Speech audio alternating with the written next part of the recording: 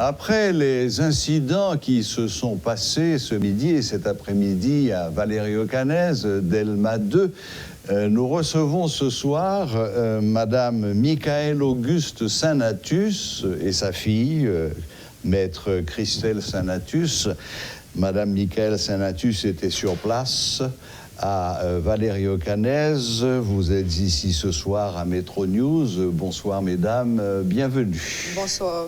Merci de nous recevoir et de nous permettre d'éclairer la population. C'est exactement ce que j'allais vous demander. Alors, quelle est, j'ose dire, votre version des faits? Vous êtes là pour dire ce que vous avez vécu, vous et vos employés, et également réagir aux très fortes accusations du ministre Jonas Kofi. Madame Auguste Saint-Natus. C'est ça. Eh bien, moi-même, je ne parle en créole. Parce que c'est à tout peuple à me parler. Je ne suis pas d'accord même avec sa ministre Kofi dit. Il manque sagesse. Parce que tout le monde connaît qui est nous-mêmes dans la famille, qui tellement aime le peuple haïtien, qui tellement veut le pays à développer. Où est qui côté n'a fonctionné. Ministre Kofi vini avec un pile monde. Déjà dans une zone comme ça, ou pas fait tout déploiement ça. Alors, nous avons un employé qui était Delma 16, qui a descendu Delma 2. Pour aller dans Canese Construction, il était Valerio Canese, qui a descendu Delma 2. Et puis, employé, pendant la route, quand il y a un petit gens surchauffé, il prend balle, toute figure plein zinglin, parce que balle la prend. C'est moi-même qui a relève pendant qu'il y a un problème d'interrogatoire, que y a relève tant pis souple une machine pour me venir chercher un employé pour mener. Ça n'est pas nécessaire, mes amis. Le qui on va constater, ou c'est l'État, ou venir avec toute gentillesse, ou venir faire investigation, il a expliqué aussi une difficulté, ou à coûter. Mais ou pas venir à tout déploiement ça, venir détruire la réputation monde pour rien. Parce que nous sommes une entreprise qui est vraiment exemplaire en termes de taxes, nous payons, nous respectons la loi, nous respectons toi. Toi, dans 62, comme ça, dans Canese Construction aujourd'hui. Alors, de qui ça a parlé? Même si nous avons un retard, nous mettons une ou deux prix. Ça a fait ou tu as demandé d'aller plus vite et puis c'est tout. Et puis, nous expliqué pour qui ça nous prend un retard. Qu'est-ce qui peut dire que c'est mon machine qui vient imprimer la prend panne? Ce n'est pas possible. Il faut nous ayons un plus de délicatesse, plus de politesse. Il faut payer et fonctionner avec plus de gentillesse, avec plus de civilité, il y a un monde par rapport à l'autre. Nous faisons une première interview, nous sommes fâchés en pile. Nous faisons un petit calmer. Même pas capable d'accord pour nous avoir une sale réputation comme ça. Ou dit que c'est nous-mêmes qui organisons les bagailles, pour tirer, etc. Ce n'est pas possible qu'ils prouvent qu'ils gagnent pour bailler comme ça. Et puis qu'il a dit, parce qu'en bas, a fait coup de téléphone, après les pour aide, que c'est planifié, n'a planifié un bagaille. Mais c'est pas possible. Mais Madame Saint-Natus, pendant sa fin de fête, il a arrêté Monsieur Xavier Auguste, qui est PDG Canese Construction. Il a arrêté. C'est bien ça. Il a arrêté, mais qui problème? Tu as un problème, une amende qui peut payer. N'a payé amende, non? Pour qui ça qu'on a fait d'arrêter les gens parce que ou pas respecter un bagage? Ou payer amende, ou fait ça que vous faites là? C'est tout? Je ne comprends pas bagage ça moi-même. Bagage ça décourage les gens, ok? Des gens qui bien intentionnés, qui veulent aider sinon pays, ou a découragé tout le monde.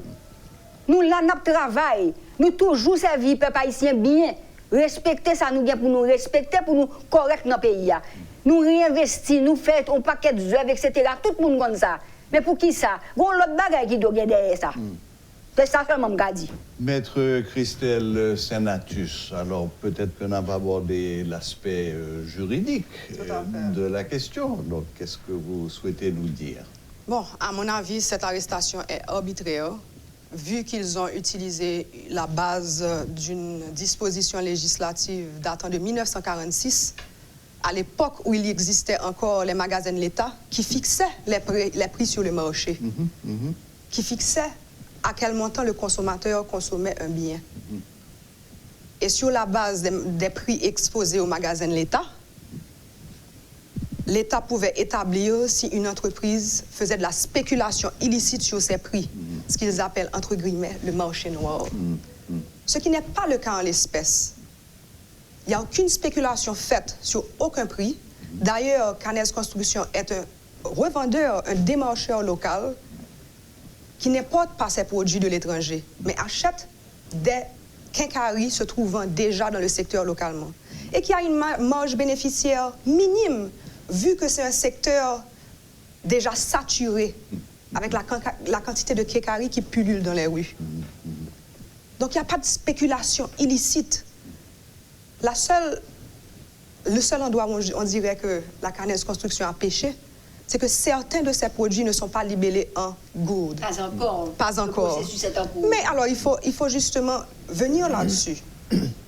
Nous sommes conscients, effectivement, que le gouvernement a donné des instructions claires de libeller les prix en gourde et a donné un délai de 30 jours pour le faire. Cependant, dans certains cas et certaines entreprises qui sont plus petites que d'autres, vu qu'elles sont justement des distributeurs locaux, n'ont pas les employés nécessaires, allons dire, pour faire le travail à la va-vite. Et de plus, on parle de 14 400 articles. 14 400 articles certains qui sont Tout différents, petits. et certains qui sont minimes, différents, très petits. Donc, il faut quand même, à l'impossible, nul n'est tenu. Il suffisait de constater d'autres allées dans le magasin pour effectivement voir que l'allée numéro 1, l'allée numéro 11, l'allée numéro 15, certaines d'entre eux étaient déjà libellées en gourde. Le travail était en marche. Et les caisses touchent en gourde. Au taux du jour. Au taux du jour. Donc moi, je trouve outrageux que le ministre fasse de telles déclarations. Je ne dis pas que la démarche du contrôle de l'État, la bonne gouvernance de l'État n'est pas de mise. Cependant, il y a une manière de faire les choses. Est-ce que Xavier Auguste est toujours en état d'arrestation au moment où nous parlons? Alors, effectivement, il est en garde à vue. En garde à vue. Et de notre côté, son cabinet d'avocats et ses avocats, et respectivement, sont en train de faire toutes les démarches nécessaires, vu que cette arrestation a été faite de manière illégale, arbitraire, et comme on dit dans le jargon juridique, sans loi, il n'y a pas de crime. Il faut qu'il y ait un texte spécifiquement qui condamne la personne à une infraction. Oui. Oui. Et dans ce cas précis, il n'y a pas de spéculation illicite, ni de, comme ils ont eu à dire, de marché noir. Donc nous travaillons d'arrache-pied afin qu'il retrouve sa libération. Est-ce que vous avez l'intention d'aller plus loin? Et si oui, est-ce que vous avez déjà une idée de comment vous allez réagir? Alors, nous sommes avant tout une entreprise familiale. Certes, c'est un membre de la famille qui a été atteint dans la liberté de la prévention. Mon cousin. Votre neveu. Mon neveu. Cependant, mais qui est tellement dévoué et tellement travailleur, qui crée des entreprises. C'est sa spécialité de faire des investissements pour le pays. créer des emplois. Et puis on décourage un jeune. Cependant, certaines décisions sont prises en famille, vu que, avant tout, nous sommes un groupe d'entreprises.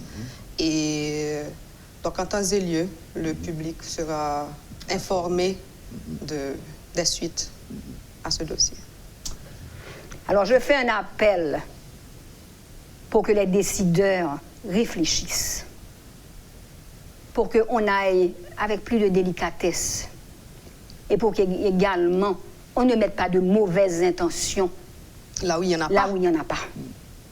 Je fais cet appel, qu'on apprenne à se parler comme citoyens. Oui, je suis fâchée, mais quand même, il faut converser, il faut qu'on arrive à des solutions raisonnables. Sinon, ça devient invivable.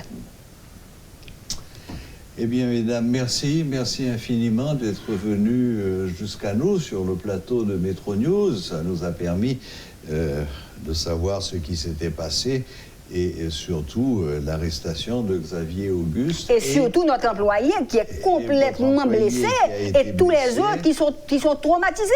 Et cette accusation où vous passez finalement pour des chefs de gang. C'est pas croyable, ça. C'est n'importe quoi. Des organisateurs de tentatives. C'est pas croyable. J'aimerais justement aborder ce point, justement, où il mentionnait qu'il y avait des coups de fil faits. Mais il y va de soi. Nous parlons d'une entreprise qui a plus de combien d'employés? Plus d'une centaine. Alors, Canes Construction, plus d'une centaine, là où il se trouvait. Et la Valérie Canes, environ 500. Donc, en fait, nous sommes dans une zone très sensible, où il y a des tirs matins et soirs, où je suis, alors, entre guillemets, heureuse de savoir que le ministre a vécu aujourd'hui ce que nous vivons tous les jours, et que le gouvernement prenne conscience de ce qui se passe dans cette zone. Et il y va de soi qu'un chef d'entreprise s'assure de la sécurité de 100 employés qui sont sous sa garde et sa supervision. Qu'il fasse des coups de fil aux agents de sécurité afin de fermer les barrières qui sont lourdes, qui sont grosses, et il y a au moins 2 ou 3 accès. Donc, soyons sérieux et on descend tous les jours. Et on descend tous les jours. Et les employés viennent tous les jours. Et nous sommes dans une zone qui converge, qui permet à certaines personnes de trouver une zone qui est plus près de chez eux. Des gens qui ont besoin, qui n'ont pas besoin d'aller jusqu'à Pétionville, etc. Donc, ce n'est pas la peine de venir mettre le désordre dans cette zone, de faire quelque chose qui met tout le monde sur une tension, alors qu'on essaie justement de fonctionner. On entend de loin des tirs, etc. On les entend. Mais on vit avec, il y a des gens qui ont leurs petits problèmes, oui, mais on vit avec et on veut quand même permettre à une économie de se développer.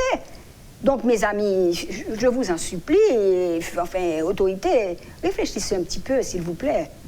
Moi, je tiens quand même à vous remercier, parce que c'est pendant que nous étions en route qu'on a eu des coups de fil nous disant, voilà, il y a eu des déclarations qui ont été faites. On n'était même pas au courant de l'ampleur des choses, vu que, en fait, ceux qui ont vécu l'événement n'avaient pas conscience de tout ça.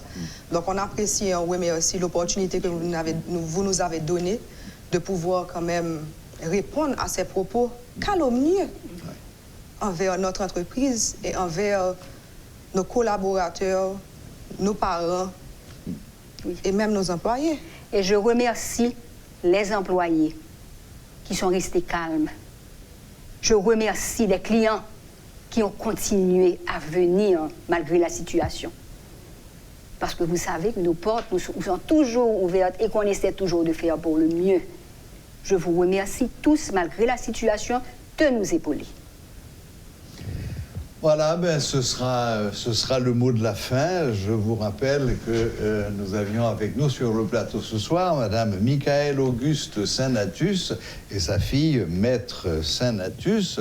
Madame Saint-Natus était sur place à Valérie-aux-Canes pendant tous ces événements et elle a confirmé donc l'arrestation de Xavier Auguste ainsi que les accusations portées par le ministre Jonas Kofi contre Valérie-aux-Canes. Affaire à suivre.